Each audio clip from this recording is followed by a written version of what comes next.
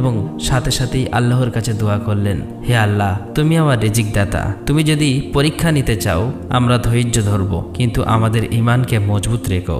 এই কথা বলার পর অতি দ্রুত বাড়ির দিকে রওনা দিলেন। অতঃপর হযরত আলী রাদিয়াল্লাহু তাআলা আনহু যখন প্রায় বাড়ির কাছাকাছি চলে আসলো, তখন মদিনার আকাশ গাঢ় লালচে রং ধারণ করেছে।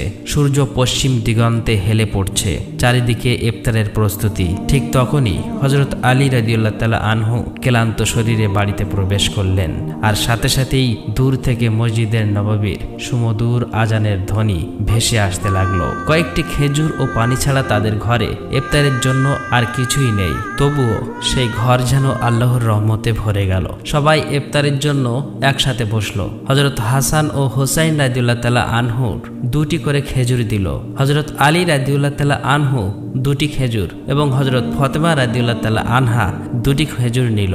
ইফতার করবেন ঠিক এমন সময় একজন ভিক্ষুক বাইরে দাঁড়িয়ে আওয়াজ করে বলতে লাগলো, মা, সারাদিন কিছুই খাইনি, ক্ষুধার যন্ত্রণা আর সহ্য করতে পারছি না, দয়া করে আমাকে কিছু খাবার দিন।